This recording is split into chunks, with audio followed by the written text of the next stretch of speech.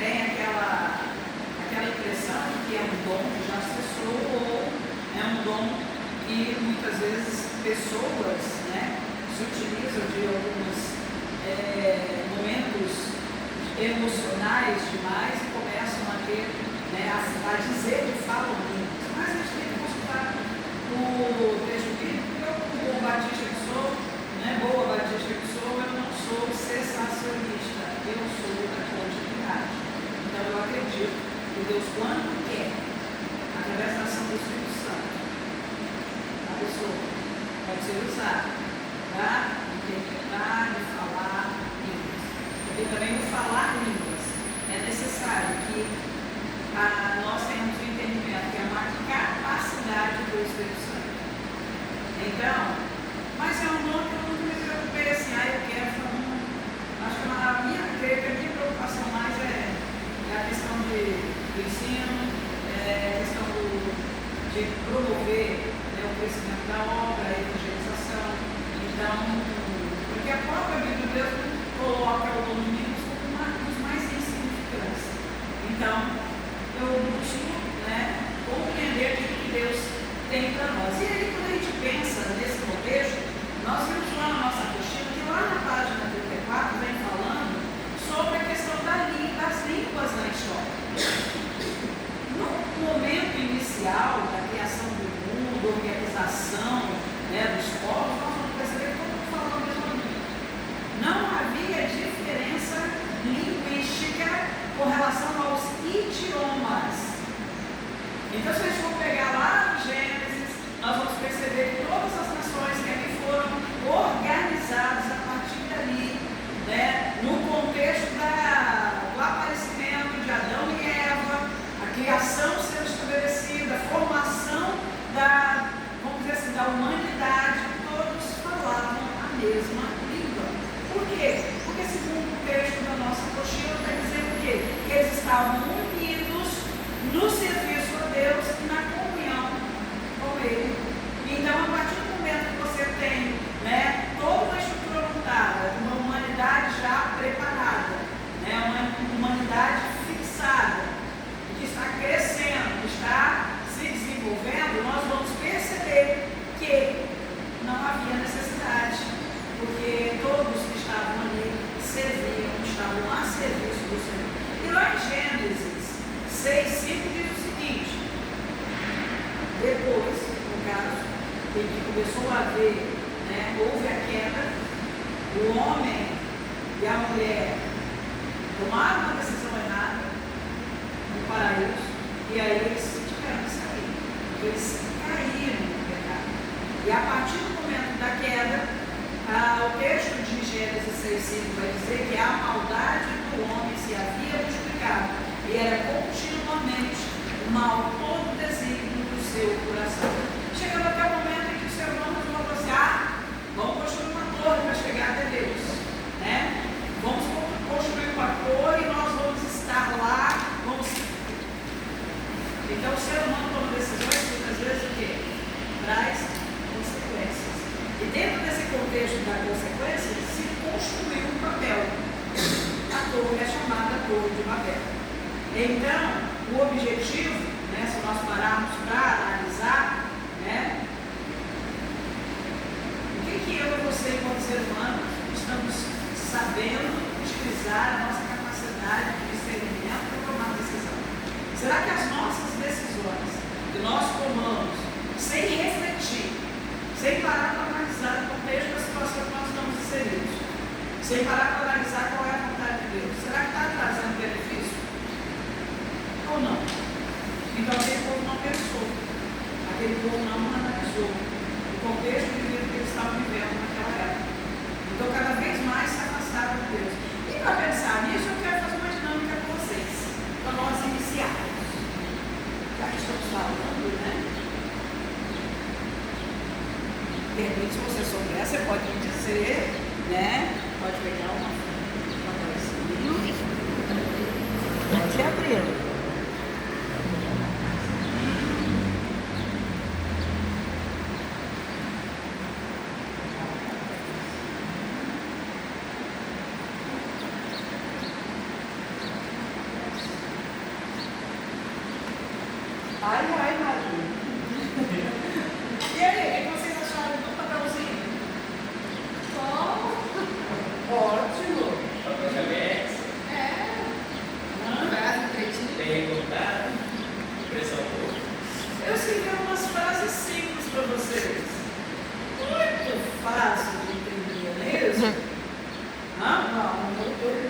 Entendi nada. Você não entende essa... Eu faço uma palavra, talvez eu entenda, mas também. Então, o que vocês entenderam aí dessa frase? Eu trouxe frases motivacionais para vocês. Olha que bacana. Com mensagens muito legais. E aí? Hã? Olha, o meu, eu acho que não sei se é. Deus te abençoe. Vamos analisar. Então, quando a gente para analisar o contexto da Torre de Babel, será que eu estou vivenciando nesse momento uma Babel? Não? Nesse contexto, será que eu estou tendo entendimento? Será que eu consigo entender? Não está entendendo. Não estou entendendo. Então você imagina, no contexto do momento em que Deus tomou a decisão de confundir a língua e o entendimento. E aí? Será que todo mundo conseguiu se entender a partir do momento que Deus começou a mudar o entendimento deles da própria língua? Porque eles tomaram uma decisão que traria grandes consequências, né? E aí, um pedia tijolo, o outro trazia água. Ele pedia água, o outro trazia barro. Então, eles começaram a não se entender. Então, eu coloquei algumas frases. Quem pegou aí a frase que começa por never? Está escrito na minha boca, pouco entendimento do inglês, eu trouxe uma frase em inglês para você. Never lose your faith. Seria isso? Nunca perca a sua fé. Mas você sabia que era isso? Eu gostei, né? Mas a palavra never eu não sabia que significava nunca, né? Quem pegou a frase trust? Bem, então é outra frase em inglês. Então vocês nisso ficaram com a frase em inglês. Trust in God, and você vai ver. Diz assim a palavra: confie em Deus, que Ele nunca vai te abandonar. A sua frase começa com que palavra aí, Irene? Dieu, hoje bem você. Eu já falei francês, não falei. Não falo francês. Dieu te bénisse, ou seja, Deus te abençoe.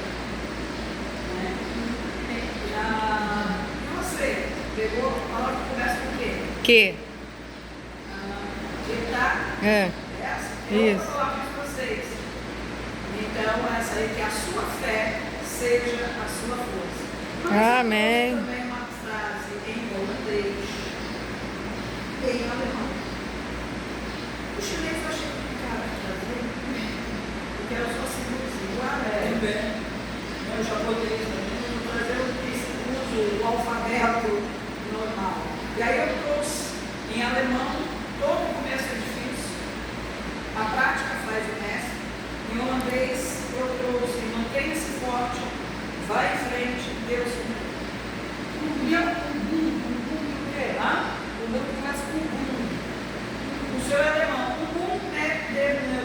a prática faz o mestre. Aí o seu cabelo estava lá, o mestre liga da ideia da gente, só por palavras, se a gente parar para analisar, quando a gente ouve alguém falando, a gente identifica quem é a pessoa. Porque o inglês é totalmente diferente do francês, tem como você identificar, né? O junto F, o alemão também é diferente, né?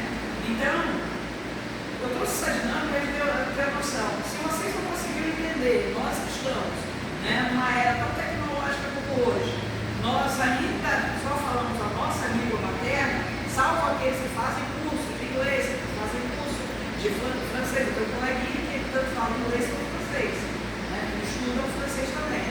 Inglês ele fez na faculdade, menina, muito bem, professor de inglês. Aí ele está fazendo francês. Aí com algumas palavrinhas ele me ensinava. Aí eu paro para pensar, você imagina lá na época